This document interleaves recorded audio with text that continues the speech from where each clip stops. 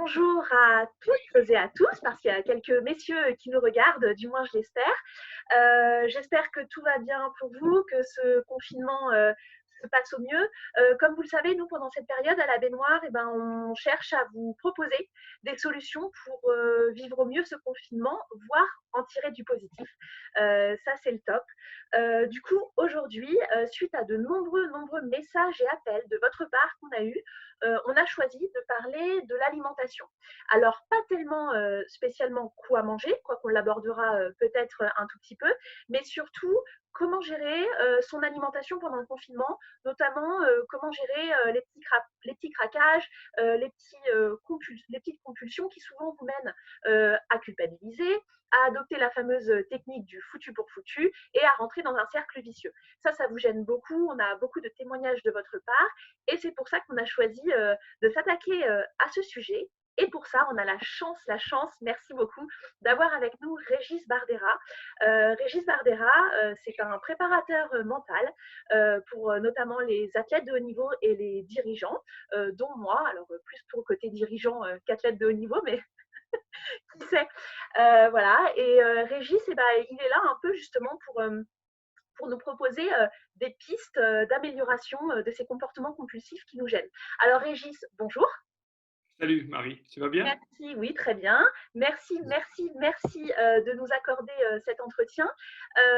Est-ce que tu peux te présenter, nous expliquer un peu comment tu travailles et puis surtout en quoi tu vas pouvoir nous aider pour le thème qui nous intéresse aujourd'hui. Parfait Marie, je m'appelle Régis Bardera, j'habite à Nîmes et je suis donc coach préparateur mental et conférencier depuis maintenant un peu plus de 5 ans. Je travaille auprès d'athlètes de haut niveau, auprès de dirigeants que j'accompagne autour du potentiel, autour de tout ce qui touche nos émotions et sur le fait de pouvoir gérer au mieux et de ne pas négocier avec notre mental. Voilà. Ça me fait plaisir que tu m'aies invité. Alors, encore une fois, tu as bien fait de le préciser, je ne suis pas diététicien. Hein. Mon job aujourd'hui, c'est euh, de vous donner éventuellement quelques pistes, vous sensibiliser sur un objectif à atteindre. C'est mon job en tant que prépa mental, hein, l'atteinte d'un objectif, comment acquérir quelques habiletés et puis voilà, faire en sorte de vivre au mieux cette période un peu particulière et être en capacité de la remercier parce que c'est, on dit toujours que derrière une crise, il y a une opportunité. Donc voilà, ça va être le but de cet échange-là. Marie, justement, comment tu vis cette crise, toi? Écoute, moi, je la vis très bien. Paradoxalement, j'ai choisi d'en faire quelque chose de positif. Alors attention, hein, quand je la vis très bien, j'ai tout à fait conscience de la gravité des choses et puis des gens qui décèdent et des gens qui s'exposent pour travailler, pour nous soigner, pour nous nourrir, etc. Donc, quand je dis que je la vis très bien, c'est que j'ai choisi d'en tirer le positif pour moi et pour mon entourage et pour les baignoires. Voilà, d'où le travail que je fais avec toi aujourd'hui aussi. Ça me permet de créer du contenu pour les baignoires que je n'ai pas le temps de créer en temps normal parce qu'on a beaucoup de travail. Et puis, ça me permet de me concentrer sur moi, sur ma maison, sur mon mari. Voilà, donc pour moi, c'est une période plutôt bénie d'un certain aspect. Et j'espère vraiment que ce soit à titre personnel comme à titre collectif qu'il y aura un après. Alors on entend souvent ça, ça fait un peu lieu commun de dire qu'il y aura un après, mais pourtant je l'espère réellement sur tous les plans. Et toi, comment tu vis ça? Comment je vis ça? Et alors Écoute, attends, je te coupe un instant, j'ai deux questions en une. Comment tu alors vis ça? Notamment comment tu gères toi ton alimentation? Et est-ce que moi, j'ai une impression qui n'est pas documentée, mais une sensation, c'est que les problématiques d'alimentation, de compulsion sont plutôt féminines. Je ne dis d'accord. pas que aucun homme ne le subit, mais j'ai l'impression qu'il y a une majorité de femmes. Alors déjà, un, est-ce que tu valides ça? Comment tu l'expliques si tu le valides? Et deux, trois, toi, comment tu gères? Non, non, elles ne sont pas féminines. D'ailleurs, tu aurais été avec moi il y a 15 jours lorsque j'étais en rééducation à Cap-Breton, samedi à 18 h. Je peux t'assurer que ce n'est pas lié aux femmes. Hein. Ce n'est pas lié qu'aux femmes. Je vais te raconter tout ça. Alors, répète ta question. La Alors déjà, première question, c'était quoi, Marie? toi, comment tu gères? Comment je gère? Écoute, c'est ce que je te disais, c'est une belle opportunité. Moi, pendant le confinement, j'étais en centre de rééducation puisqu'il y a 5 mois, je me suis blessé à l'épaule, je me suis fracturé l'épaule, donc j'étais en train de me rééduquer, j'étais dans un monde vraiment euh, où je n'avais qu'une chose à penser, c'était moi et mon épaule, me soigner, me préparer physiquement puisque je suis dans le basket, je suis arbitre de basket dans le championnat professionnel, donc je préparais mon retour. Et puis on était au départ, tu ne te sens pas forcément concerné. On était encore libre de pouvoir sortir, de pouvoir vivre normalement. Et puis, petit à petit, très vite, tu prends conscience de la situation. Ce qui fait qu'on nous a renvoyés chez nous. On nous a renvoyés chez nous, là, en l'espace de 2 heures. Et à partir de là, en fait, ce qui s'est passé, c'est que j'avais 5 heures de route pour rentrer de Cabreton à la maison. Et j'ai pris du temps. J'ai pris du temps pour me questionner. Finalement, qu'est-ce que cette période-là va m'apporter? Comment je vais faire en sorte pour pouvoir la vivre au mieux, sachant que forcément, il y a une perturbation. Forcément, il y a un dérèglement. Forcément, il va y avoir des changements. Et en fait, comment je la vis? Je me suis autorisé une grosse journée quand même, hein, le temps de rentrer à la maison et puis de répondre à mes questions. Premièrement, j'ai décidé d'aider les autres au maximum, puisque tu n'es pas censé savoir, je t'en ai déjà parlé, d'aider les autres permet au stress de chuter déjà, de penser à autre chose, La deuxième chose, c'est que j'en ai profité pour travailler sur moi, sur mes peurs, mes défis, mes envies, me cultiver, m'enrichir, mes habiletés. Donc en fait, c'est répéter tous les jours des exercices de prépa mentale, tenter des nouvelles approches. Donc en fait, je profite de chaque journée pour travailler énormément sur moi, sur le futur, sur l'après. Et puis ensuite, alors sur l'alimentation, c'est une bonne remarque. Il y a 15 jours,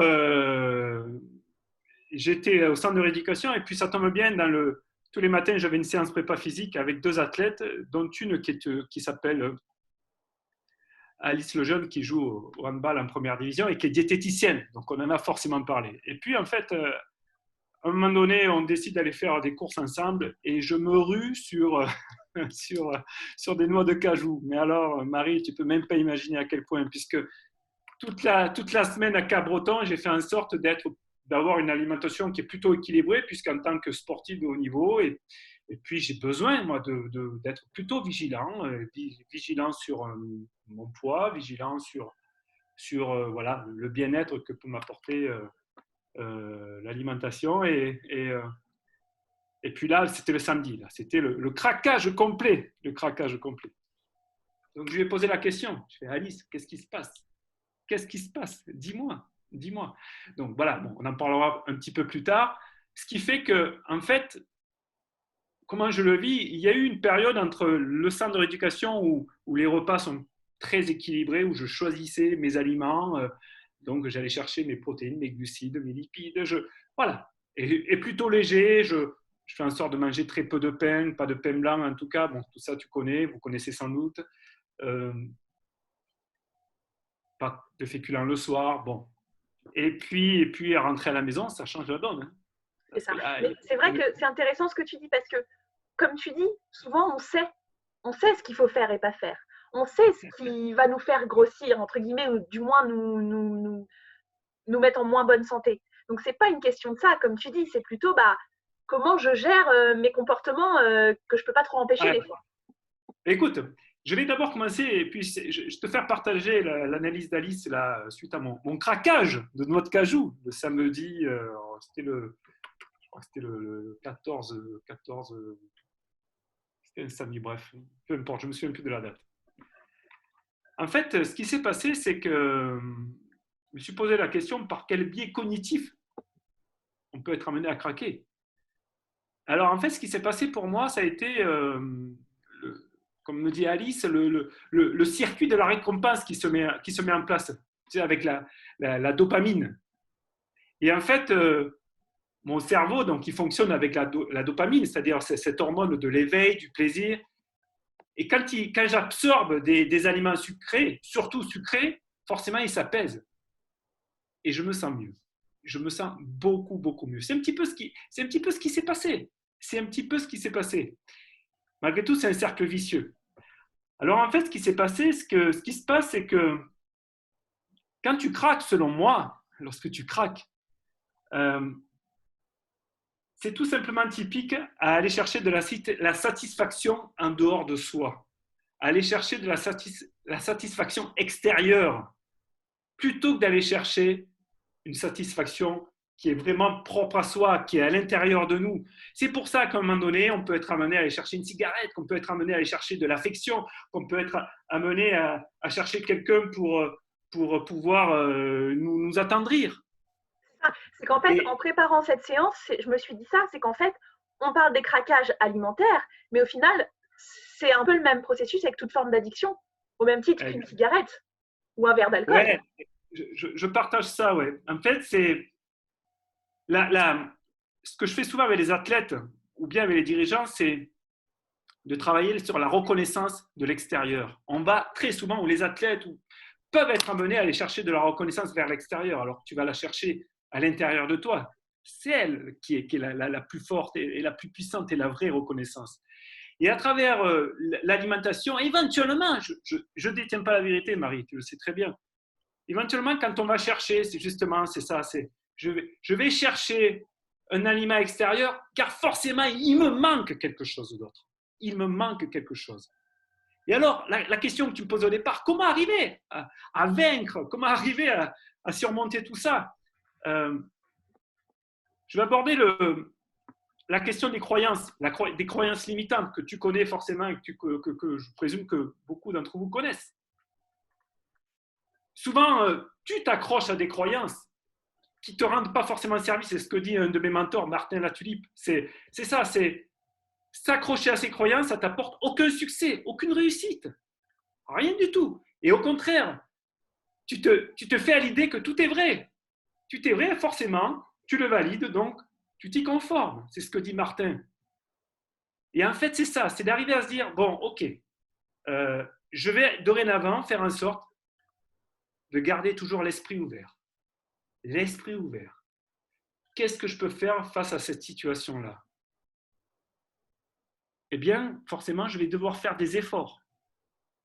Je vais devoir me lancer un défi, de me dire, oui, j'en suis capable, puisque je l'ai déjà fait. Je l'ai déjà fait. Je prends mon exemple. À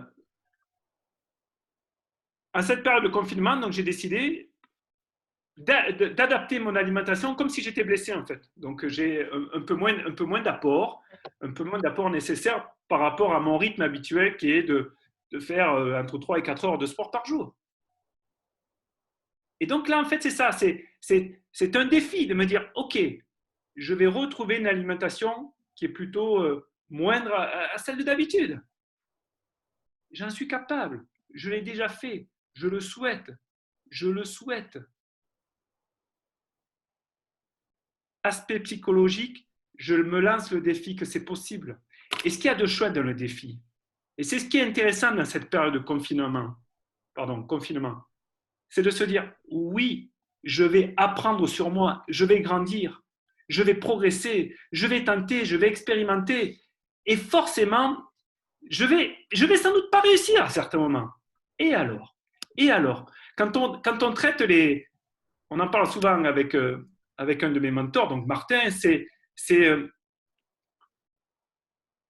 les conditions de réussite, c'est comprendre aussi que parfois ça peut ne pas marcher, quoi.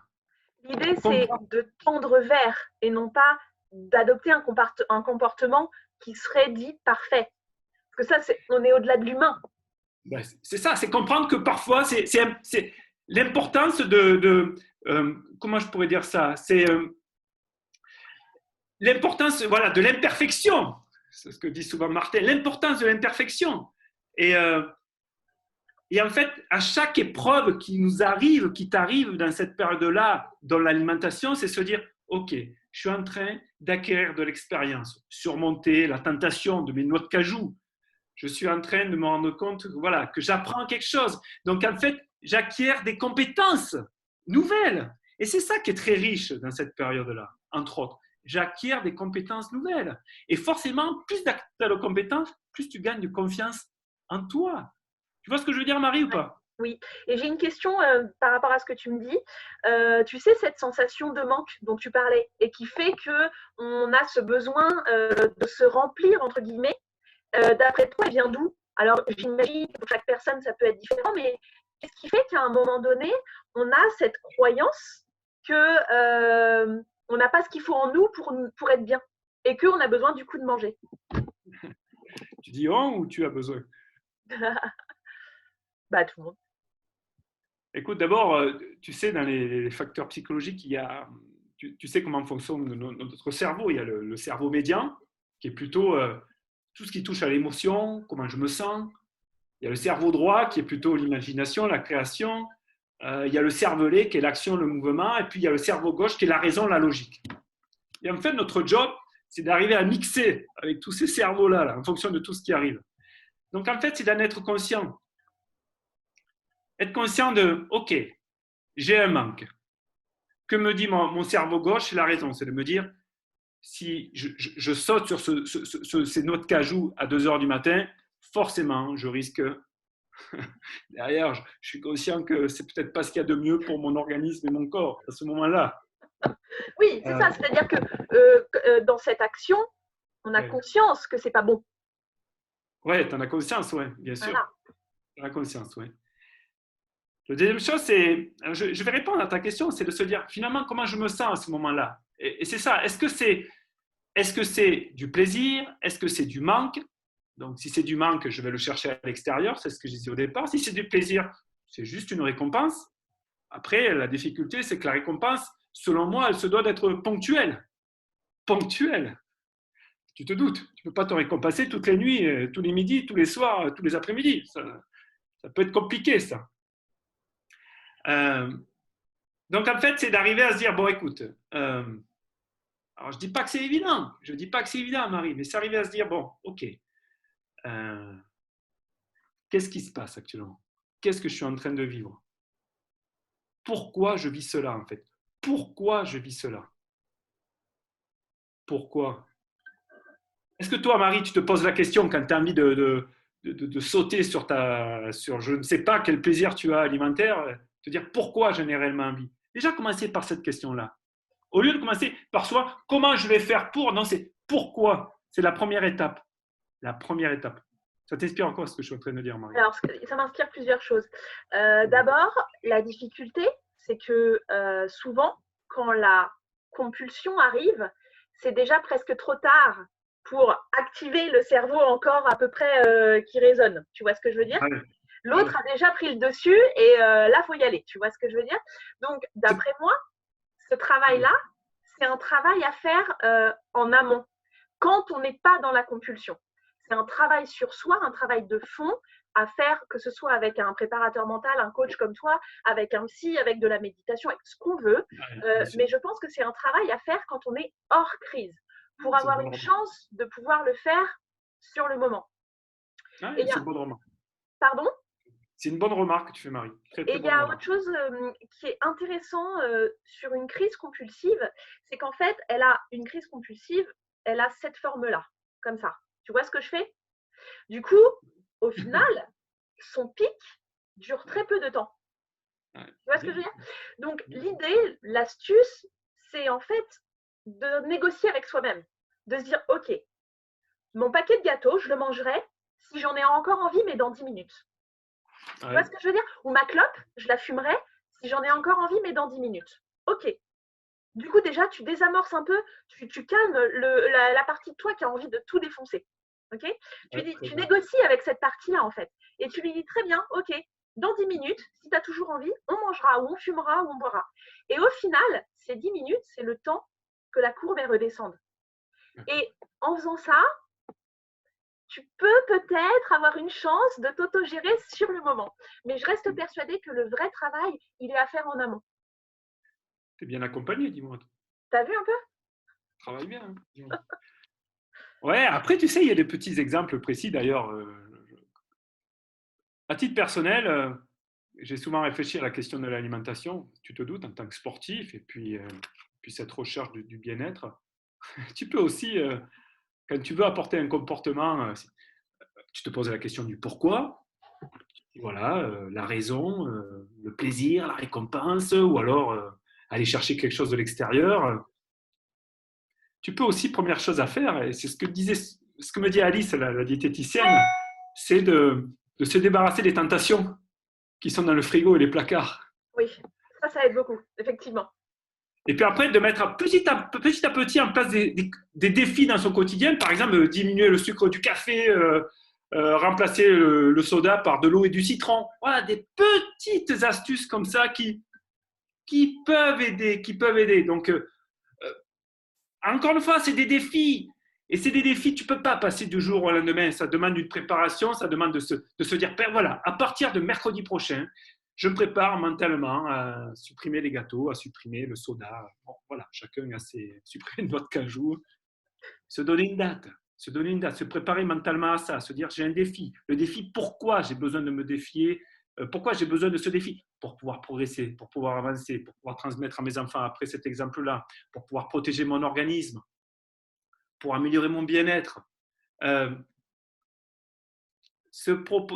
acter une date, et à partir de cette date-là, petit à petit, par petite dose, et c'est ce que je disais tout à l'heure, ça peut être imparfait, c'est-à-dire comme mon ami, il peut y avoir de nouveau un craquage, s'autoriser le droit à l'erreur, prendre du temps, parce que ce confinement, c'est l'alimentation, la vigilance, elle ne va pas durer que sur le confinement. Tout le monde sait que ce qu'on met dans notre organisme, c'est notre fuel, quoi. C'est notre carburant, c'est notre essence.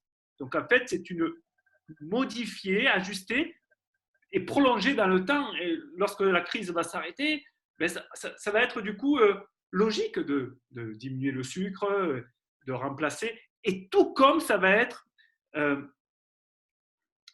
logique de répéter chaque jour, de tenter de répéter chaque jour quelque chose de nouveau. Martin la Tulipe dit une expression que je trouve géniale. Pour celles et ceux, là, justement, on va prendre ce cas-là de modifier cette alimentation, de l'ajuster, de s'améliorer. Il dit, il vaut mieux faire 1000 fois une chose que 1000 choses une fois, en fait.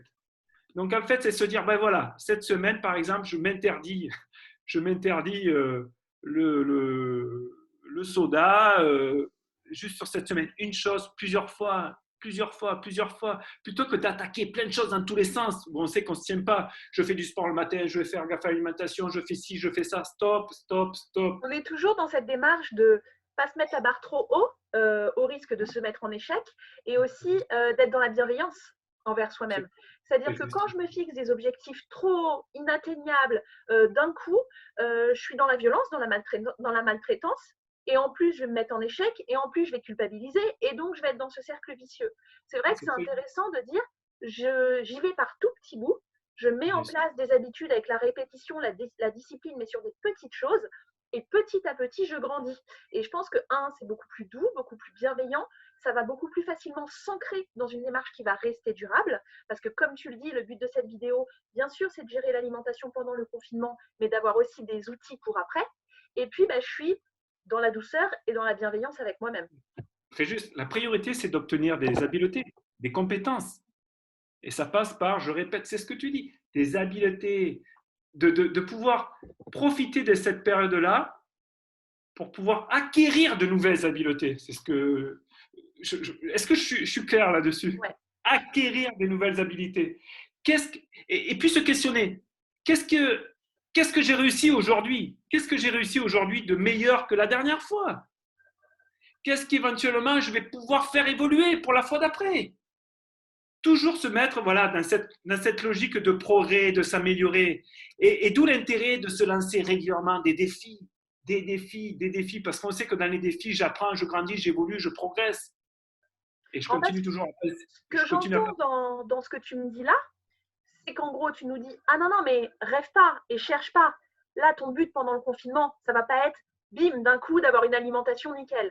Par contre, ce que tu vas sûrement pouvoir réussir à faire, et ce sera déjà génial, c'est acquérir des progrès, des compétences pour petit à petit modifier cette alimentation et faire en sorte qu'elle soit plus adaptée à toi. Exact. Quand on a un objectif, il n'y a pas de date de péremption de l'objectif. Il est dans un temps infini. C'est exactement ce que tu dis. Donc, en fait, c'est ça. C'est forcément, dans cette période-là, entre autres, je vais devoir fournir des efforts. Et alors, si ces efforts doivent être pendant 1 mois, 2 mois, 3 mois, 6 mois, peu importe, il n'y a pas de date limite pour pouvoir réaliser son rêve, pour pouvoir atteindre un objectif, pour pouvoir réaliser voilà, ce qu'on souhaite. Il n'y a pas de date limite. Faire des efforts, c'est... Alors, souvent, on peut être amené à parler d'auto-sabotage. On dire, ah non, mais ça ne sert à rien, puisque je vais craquer, je vais exploser, je ne vais pas tenir. Je me connais, je suis comme ça. C'est ça. Ça, c'en est une belle de croyance. C'est la croyance. C'est pour ça que c'est intéressant cette période de dire, au contraire, je vais acquérir des apprentissages, je vais grandir, apprendre à être persévérant, à être résilient, à se dire, tiens, ok, je vais apprendre à faire un peu plus d'efforts chaque jour dans ce domaine-là, entre autres. Et puis, il y a un autre point qui est intéressant, c'est de questionner son entourage sur, voilà, qu'est-ce que tu en as pensé? Qu'est-ce que tu trouves que dans quoi j'ai progressé, dans quoi j'ai évolué? Est-ce que tu constates des améliorations de ma part? C'est pas mal ça comme question à se poser. Et puis, encore une fois, c'est ce qu'on disait tout à l'heure, parfois ça ne va pas marcher. Et alors? On le sait tous que quand ça ne marche pas, c'est une opportunité, c'est une expérience supplémentaire pour le futur. Et puis, l'idée, c'est de se focuser sur les progrès, les évolutions, aussi infime soit-il. On est d'accord que je fais grandir ce sur quoi je focus. Exactement. Donc, plus je vais focuser sur mes exploits, mes réussites, ne serait-ce que ce matin, je n'ai pas mis de sucre dans mon café. Et ben, je vais faire grandir ça. Si tous les soirs, je me dis, ouais, d'accord, j'ai pas mis de sucre dans mon café, mais au final, j'ai mangé un gâteau à 16h, je suis vraiment trop nulle, j'avais si bien commencé, on va faire grandir cette partie-là. L'idée, c'est vraiment de focuser sur le positif, aussi infime soit-il au départ, pour le faire grandir. On est d'accord? On est d'accord, je partage complètement. Complètement. Et à chaque fois qu'il y a une réussite, je présume que tout le monde sait ça, hein, et toi, Marie, la première, c'est se féliciter. Se féliciter. Se féliciter d'avoir réussi, d'avoir franchi une étape de plus, un pas de plus. Et puis, moi, j'aime de plus en plus, et c'est ce que m'a, entre autres, un de mes mentors qui s'appelle Nicolas Rimbaud, qui, le mastermind que je suis avec lui, nous a proposé, nous l'a enseigné, nous a sensibilisé à ça, et Martin fait exactement la même chose, c'est d'instaurer des routines le matin, des rituels le matin, le soir. Alors, tu vois, et on en a déjà parlé, Marie, tous les deux, le matin, en fait, c'est dès que tu te réveilles, avoir de la gratitude envers le fait que déjà tu es en bonne santé, par exemple, le fait que tes proches sont en bonne santé, on en a parlé l'autre jour, Marie, tous les deux, le fait que, voilà, tu es plutôt, la vie, elle est plutôt agréable pour toi. Avoir de la gratitude par rapport à ce que tu vis, ce que tu es. Et puis ensuite, derrière, c'est arriver à se dire, bon voilà, quelle est l'intention que je vais mettre aujourd'hui dans ma journée? Quelle est l'intention que je vais mettre aujourd'hui? Et puis le soir, ce que je trouve très intéressant, et on a déjà parlé tous les deux, et c'est ce que j'avais appris quand j'avais été formé à l'époque avec Denis Troche, c'est d'aller chercher tous les soirs 3 aspects positifs de ta journée, quoi qu'il arrive. Et je le travaille très souvent avec les athlètes. Quoi qu'il arrive dans ta journée, va chercher 3 aspects positifs. 3 aspects positifs. Et puis pose-toi la question derrière, qu'est-ce que j'ai appris sur moi aujourd'hui? Moi, je sais qu'à titre personnel, depuis que j'ai expérimenté la gratitude du matin, les aspects positifs le soir, mais j'ai grandi mais à une vitesse grand V. C'est un bien-être énorme. Et encore une fois, c'est la répétition, la répétition, la répétition. C'est pas un jour et puis je reviens dans 3 semaines. Non, c'est tous les jours instaurer ce rituel, ce rituel, ce rituel. Et, c'est vrai que ça demande une vraie discipline, en fait. Ouais. C'est la discipline de l'amour de soi. Ouais, c'est surtout c'est se dire, ben voilà, je décide quoi. Je décide quoi. Je fais des efforts. Forcément, ça demande des efforts. forcément, pour ceux et celles qui connaissent mon histoire, euh, pour avoir été abandonné à l'âge de 5 ans, à un moment donné, ma maman, elle a fait des efforts et j'ai dû faire des efforts pour pouvoir être celui que je suis aujourd'hui, pour pouvoir surmonter toutes les difficultés que ça a entraîné, pour pouvoir devenir arbitre international. J'ai fait des efforts, je me suis lancé des défis. Et à chaque fois que je me plantais, que je passais à côté, je me disais, bon allez, c'est une belle expérience pour le futur. Allez, j'avance, j'ai appris et je repars. C'est ça qui est intéressant dans ce que tu me disais. J'avais deux remarques. D'abord, sur la notion de célébrer et de se féliciter, encore Oui, faut-il revoir la notion de réussite. Parce que tu vois, je raccroche à mes clientes et aux témoignages que j'ai tous les jours à la baignoire. Elles, la réussite, elles la voient que quand elles auront perdu leurs 20 kilos. Du coup, elles se félicitent jamais parce que oui, le temps d'atteindre leur objectif, il est long et c'est normal. Et du coup, c'est revoir qu'est-ce que j'appelle réussite. Et ben voilà, c'est ce matin de ne pas avoir mis de sucre dans mon café. C'est pas bien d'avoir sûr, perdu mes 20 kilos. Parce que bien sûr, sinon, bien sûr. effectivement, on célèbre jamais. Et Bien autre sûr. chose, quand on parlait de la gratitude, moi, les clientes dans mon cabinet, et je dis les clientes, mais nous toutes, enfin nous toutes, beaucoup d'entre nous en tant que femmes, on a des mots terribles pour notre corps. Et on le décrit d'une manière, on n'oserait pas parler de quelqu'un d'autre en ces termes.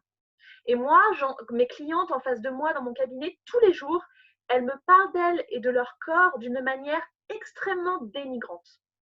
Et la première des gratitudes, ce serait peut-être ce corps que pourtant elles n'aiment pas, dont elles n'aiment pas l'apparence, et de le remercier. Parce que ce corps, il leur permet de marcher, de respirer, elles ont un cœur qui bat, elles s'occupent de leurs enfants, elles mènent leurs projets, elles font des choses qui leur font plaisir. Et je pense qu'il y a la gratitude, elle est, tu vois, par rapport à l'alimentation, à la démarche d'un corps sain et tout, elle est vraiment aussi à pratiquer envers ce corps que nous, les femmes, on a tendance à énormément dénigré avec des mots vraiment très durs. Ouais, je partage. Tu te souviens d'un des premiers exercices que je t'avais proposé il y a un an, en descendant les escaliers, en allant au travail? Ah, vas-y, redis-moi, je sais plus. Ben, se parler, Oui, c'est se vrai. parler, se parler justement, se parler et puis arriver à se dire, qu'est-ce que, se dire, ben, je m'aime, parce que je sais que je suis quelqu'un de bien, je sais que j'ai des valeurs, je sais que je fais de mon mieux, je sais que je mets les moyens en œuvre, je m'aime, se le répéter, se parler. Alors, euh, par rapport à ce que tu dis, oui, alors c'est un vrai travail, hein, c'est un vrai travail, c'est un travail qui peut être difficile seul, Oui, forcément. oui. Être accompagné, ça aide, Mm, mm. ça accélère le processus. Réussir, c'est, pour moi en tout cas, ça a été faire en sorte de toujours s'interdire d'avoir un discours interne négatif envers soi-même, quoi. Se l'interdire. Il y a des mots interdits, hein, je suis nul, je suis une merde, je Moche. suis moche. Stop, stop. Je suis pas nul, je suis pas, pardonne-moi d'être grossier, hein, parfois je le suis un peu, mais je suis pas une merde, c'est pas vrai. Par contre, c'est ok. euh, je sais que pour pouvoir évoluer, pour pouvoir améliorer cette confiance en moi, j'ai besoin de mettre en place des nouvelles choses. J'ai besoin de tous les jours tenter quelque chose de nouveau, expérimenter, remercier quand ça marche pas. J'ai besoin de faire en sorte de m'interdire des mots extrêmement durs. C'est ça, c'est le répéter. Je me l'interdis. Je me l'interdis. Ouais. Ça ne veut Ça, pas je dire crois que c'est une des que premières choses à faire. c'est Changer s'obliger même tous les matins à se donner, par exemple, 3 qualités physiques ou autres d'ailleurs. Voilà, formuler du positif en pensée et je crois même à haute voix. ouais, c'est très juste. Moi, souvent, on me demande, moi, je suis conscient que la vie, elle n'est pas tout le temps rose, hein, tout le temps joyeuse, et je suis bien placé pour en parler. Alors, j'ai plutôt une tendance à être plutôt très positif, très très positif, et tu le sais, Marie. Puis parfois, je suis down, hein. disais hier soir, là, à 20h30, à un moment donné, pendant, pendant 5 minutes. Euh, et en fait, c'est un choix. Ouais. Décider. Décider. C'est-à-dire que très vite, c'est switché en se disant, euh, je m'interdis de, je m'interdis de me dévaloriser. Je m'interdis d'utiliser des mots à mon encontre extrêmement négatifs. Je m'interdis d'être dur envers moi-même. Non. Et ça, c'est un entraînement. C'est un entraînement de se dire, ben voilà, chaque jour, dès que je peux, je vais faire en sorte de, voilà, d'avoir de la reconnaissance envers moi-même, ou alors d'aller en demander. D'aller demander de la reconnaissance. Marie, qu'est-ce que tu penses de notre travail tous les deux? Qu'est-ce que ça t'apporte? Est-ce que ça te fait du bien? On le fait souvent, Marie, ça. On fait des points à certains moments. Allez chercher de la reconnaissance vers vos proches, vers vos amis. Allez chercher, voilà, quand c'est difficile pour nous, on peut aller en chercher, on peut aller questionner. On peut aller questionner. Questionner. Ça fait forcément du bien. Et tout le monde a besoin de toi. Quand je t'encourage ou je te félicite, ça te fait du bien. Ou même lorsque toi, tu m'encourages, tu me félicites, ça fait forcément du bien.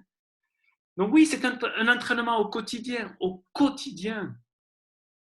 de se parler, de se parler positivement. Alors tu vas me dire, ouais, mais Régis, le corps pendant ce temps, il n'évolue pas.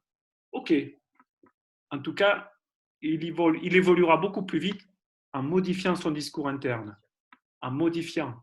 Euh, Modifier le c'est discours interne, ouais, je crois, par expérience, de voir mes clientes, je crois que c'est la base. Sauf qu'elles ont du ouais, mal à l'intégrer parce que elles vont chercher des solutions alimentaires, sport, mais tout en continuant leur discours interne négatif. ouais, c'est ça. Ça peut Donc pas aller. elles pédalent et elles contre-pédalent. Je sais pas comment dire. Elles ont une pédale qui va vers l'avant et une pédale qui va vers l'arrière en même temps. Et donc, elles stagnent et c'est horrible et ça culpabilise et ça fait péter un câble. Ouais. C'est pour ça que c'est ce que je disais tout à l'heure, c'est apprendre à être persévérant. Mm. C'est ce que j'ai, à titre personnel, ressenti et je remercie d'avoir vécu ce que j'ai vécu. J'en parlais ce matin. Là. Je remercie la vie que j'ai eue, cet abandon d'un père, toutes ces difficultés. Je remercie parce que ça m'a permis justement de persévérer, de jamais rien lâcher, de rebondir, de repartir. Euh, et voilà, et c'est arrivé voilà, à se dire, quoi qu'il arrive, tous les jours, je fais des efforts. Je fais des efforts. Tous les jours, je vais forcément retirer des apprentissages. Tous les jours, tous les jours.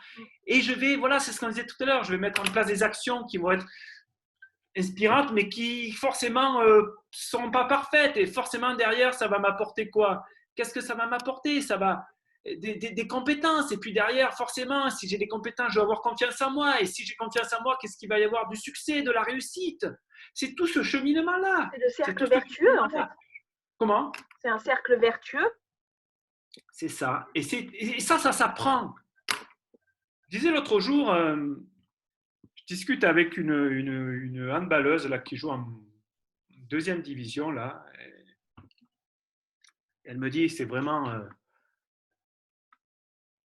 moi, je suis vraiment pas capable de... Voilà, de mentalement, le stress d'avant-match, je perds mes moyens. Bon, très bien, très bien.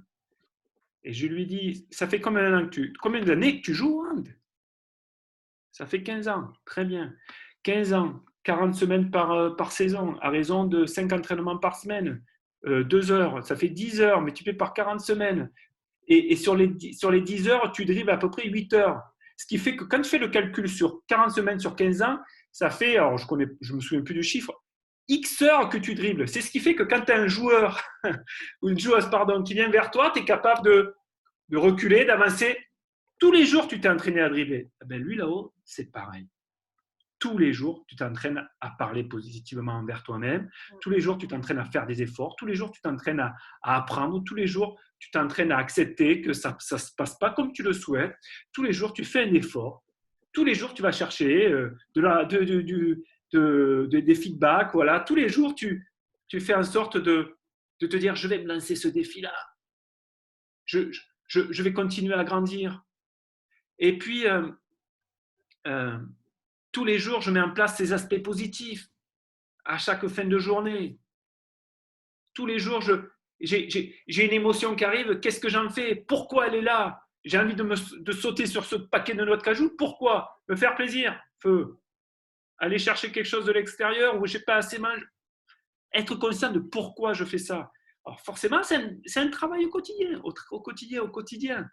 C'est comme tout. Et encore une fois, c'est petit à petit en travaillant que, bon, tout le monde le sait, forcément, petit à petit, après, ça devient plus facile. Mais l'idée, voilà, c'est vraiment d'accepter ce petit à petit et de Ah, bien sûr, reconsidérer notre vision de la réussite et de bien sûr. célébrer, de se féliciter de chaque petit pas et même Ah, d'un échec, entre guillemets, si tant est qu'on puisse le considérer comme ça, et bien comme tu dis, remercier et se dire qu'on en a forcément grandi et appris.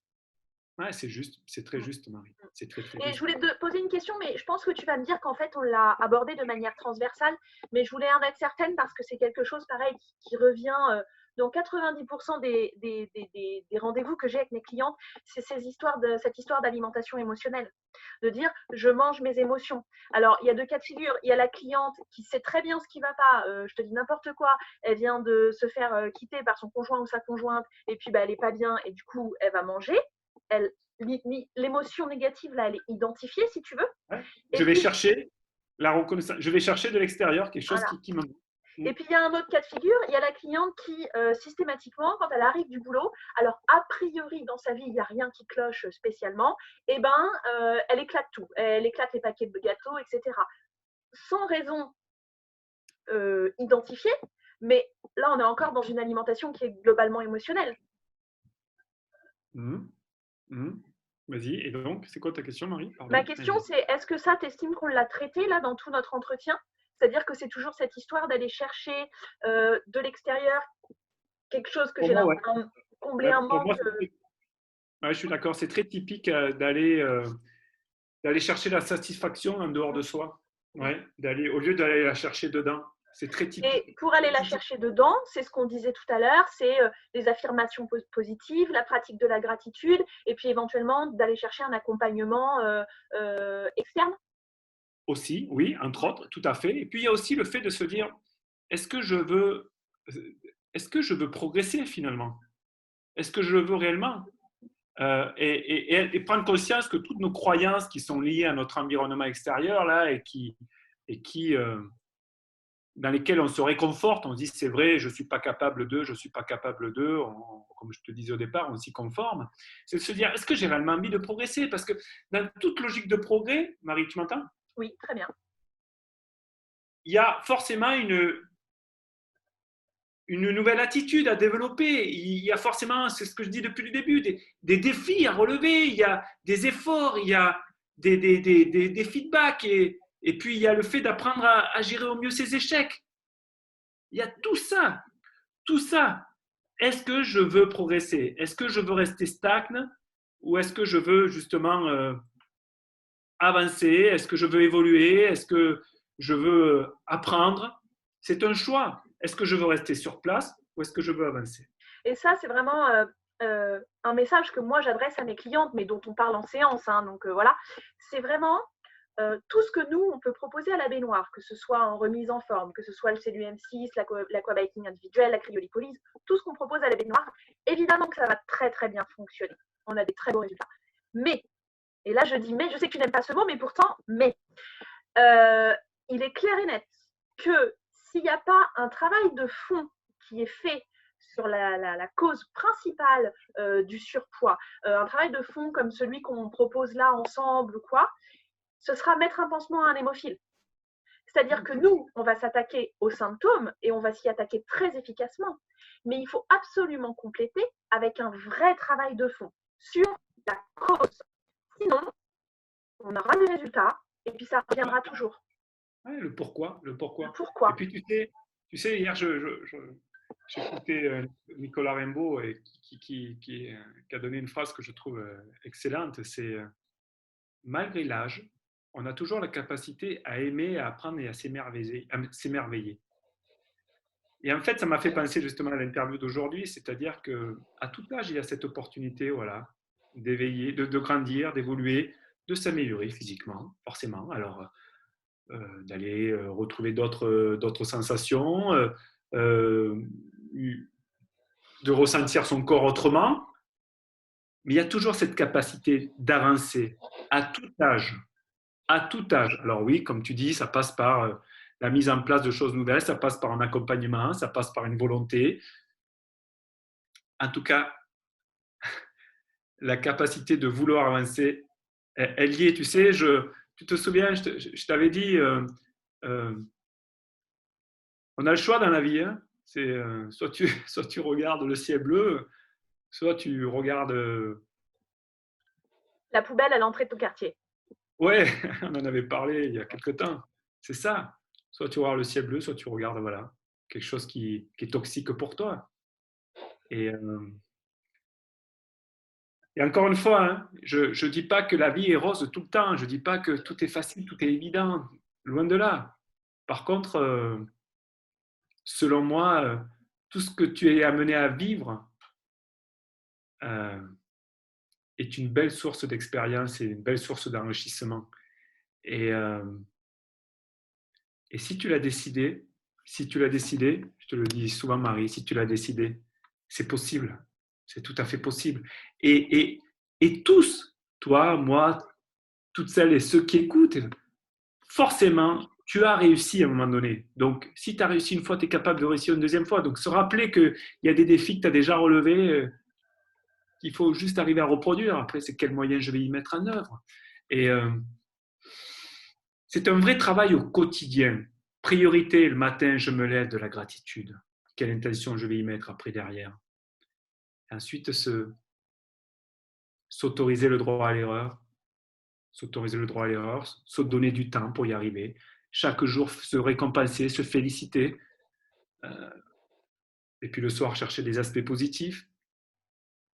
Et puis, forcément, sur l'alimentation, moi, le premier, sachant que je fais moins de sport, j'ai forcément réduit mon alimentation, ce qui est logique. Donc, euh, c'est un choix, je l'ai décidé, je sais que c'est bon pour moi, je sais que dans le futur, ça sera bénéfique. Ce sont des petits efforts tous les jours, tous les jours, tous les jours, tous les jours, qui forcément se rapprochent de la réalisation de ton rêve ou de ton projet, de ton objectif, tous les jours, tous les jours, tous les jours. Mais justement, se donner du temps et valoriser tous ces efforts, c'est essentiel, valoriser tous ces efforts, se parler à soi de manière très positive. Et, euh, et puis lorsque ce corps ne nous plaît pas, ou moi ça m'est arrivé hein, de me dire, tiens, regarde, je, je te donne un exemple. Euh, avant mon accident là, de vélo, le 31 octobre, donc je préparais un triathlon, un half triathlon qui est plutôt un triathlon longue distance, donc 2 entraînements quotidiens. Et plutôt, forcément, le corps se développe, il se muscle, il s'affûte, il est plutôt, il devient plutôt athlétique. Et puis, quand tu perds ton épaule, que ça fait 5 mois, j'ai perdu 3 kilos de muscle. Forcément, ta masse graisseuse devient un peu plus importante. Ok, très bien. Donc, du coup, ton corps évolue. Il évolue. Ok. Votre téléphone étant en mode avion. Pardon, mon téléphone qui parle tout seul parfois. L'idée, c'est qu'on n'a pas conclu pour autant que tu étais un moins que rien, parce que ton corps ne correspondait pas à ce que tu idéalises. Ce que j'ai fait, c'est que mon corps, en fait, je me suis dit déjà, cet accident, il n'est pas arrivé par hasard. Quoi. Qu'est-ce que l'accident m'a appris Et puis ensuite, je me suis autorisé du temps pour retrouver un corps plutôt où je me sens bien, où je retrouve une certaine tonicité, une certaine capacité à redevenir athlétique, ou en tout cas à retrouver de la motricité, à retrouver un équilibre. Je me suis donné du temps. Puis, tu vois, je ne cesse de répéter que tu ne peux agir que sur tu es le seul à pouvoir agir dessus, en fait. Tu es le seul. Tu peux agir que ce qui est contrôlable pour toi. Et moi, je sais que forcément, au départ, les débuts ont été plutôt délicats à l'accepter. Et après, en même temps, ça m'a permis de travailler ma résilience et puis de travailler comme un dingue. Parti à un centre de rééducation, ça fait 5 mois, ça fait 4 mois et demi que je travaille 2 heures, 3 heures par jour, mon épaule, ma réathlétisation. Donc, ça a été très instructif. Alors, forcément, le corps, du coup, il évolue, il redevient un peu plus proche de ce que tu souhaites. Par contre, c'est des efforts. C'est des efforts. Et finalement, qu'est-ce qu'il en ressort de tout ça? Il en ressort que, c'est ce que je te dis souvent et je te l'ai dit tout à l'heure, décider de vaincre ses croyances, décider d'y arriver, décider de se lancer des défis, de faire des efforts, le décider. Et décider d'être plutôt dans une démarche d'aller retenir des aspects positifs, le décider parfois aussi de se dire, écoute, là je suis pas bien, je le dis, je l'exprime. Par contre, je décide de très vite switcher, d'aller voir, ok, pourquoi je suis pas bien? Qu'est-ce qui fait que je suis pas bien? Qu'est-ce que je peux mettre en œuvre moi-même pour que ça aille mieux? Qu'est-ce que je peux faire? Décider de se parler à soi. Ça ne veut pas dire se flatter, non, c'est dire, ok, je sais qui je suis, je sais ce que je peux apporter, je sais quelles sont mes valeurs, donc je m'interdis de me détruire, je me l'interdis. Je m'autorise à l'inverse, je m'autorise à me valoriser. Parce que tu es quelqu'un de bien. Tu le sais, toi tu le sais, Marie. Marie, tu connais tes valeurs, tu connais tes forces, tu connais tout l'investissement que tu as chaque jour pour continuer à être une meilleure personne, une meilleure épouse, une meilleure directrice de la baignoire, une meilleure esthéticienne, manipulatrice, pardon. Masseuse, je cherchais, bon, bref, le mot. Tu sais tout cela. Tu sais tout cela. Et dans les moments délicats, se dire, mais ces moments délicats sont une belle expérience pour le futur. Qu'est-ce que je peux mettre en œuvre pour les améliorer? Qu'est-ce que je peux mettre? Est-ce que j'ai besoin d'une ressource externe? Est-ce que j'ai besoin d'une ressource interne? Oui, forcément, tu as besoin des deux à un moment donné. Tu as besoin des deux. Bien. Est-ce qu'on a fait le tour, Marie? J'allais te poser la même question. De mon côté, ça paraît très complet. Merci pour ce beau cadeau que tu nous as fait. C'est très précieux, tout le contenu que tu nous as donné. Je suis vraiment ravie pour mes clientes. Ce qu'on peut faire, c'est qu'on se retrouve la semaine prochaine pour le deuxième rendez-vous. Des questions un peu plus précises que tu auras récoltées éventuellement. Exact. Et juste une petite question pour toutes les personnes qui ressentiraient le besoin et l'envie d'aller plus loin dans un travail avec toi. Comment les gens font pour te contacter? Écoute, on peut me contacter, voilà, soit via Facebook, par message privé, éventuellement, ils peuvent passer par toi pour me coordonner perso. Tu les as, Marie, donc tu peux. Ça ferait un plaisir. Voilà, tu peux être mon relais éventuellement, et puis tu peux partager notre méthode, et puis nos succès, tes succès plutôt, tes succès. En tout cas, c'était un vrai plaisir. Merci, Marie, c'était chouette. Merci à toi. Voilà. J'espère que, encore une fois, on a quoi? On a échangé pendant 1 heure. Si parmi ceux et celles qui vont écouter cette interview jusqu'au bout, vous retirez 1 ou 2 points, ou que ça vous éveille, ça sera déjà chouette. Exactement. Ça sera déjà chouette. Et si vous avez besoin de précision, n'hésitez pas à me contacter ou bien passer par Marie qui vous donnera mes coordonnées. Je prendrai vraiment le temps nécessaire pour aller un peu plus loin. Là, j'ai abordé les grandes lignes. Néanmoins, voilà, pour tenter de vous apporter encore un peu plus de renseignements et puis de vous aider si vous le souhaitez. Si vous le souhaitez.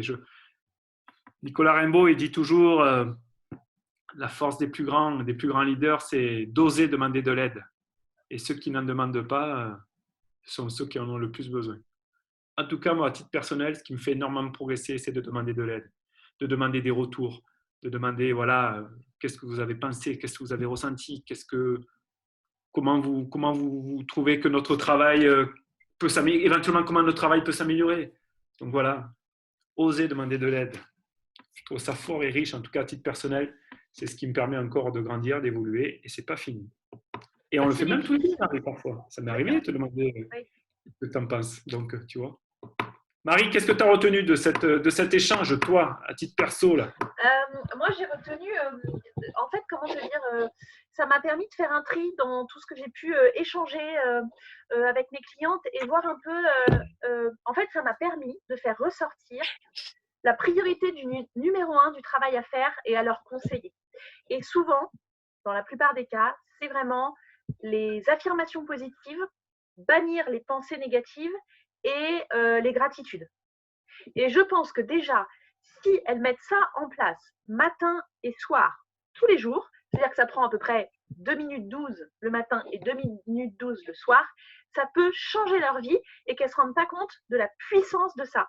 Et j'espère vraiment que si elles regardent cet entretien, eh ben, elles vont plus capter la puissance et ce que ça peut leur apporter et qu'elles vont le mettre en place. Voilà. Ça te va? C'est toi, c'est à toi, c'est clair, c'était toi. Est-ce que tu m'autorises à couper l'enregistrement? Je t'autorise et Allez, je t'embrasse et à bientôt. Au revoir à tout le monde et merci beaucoup.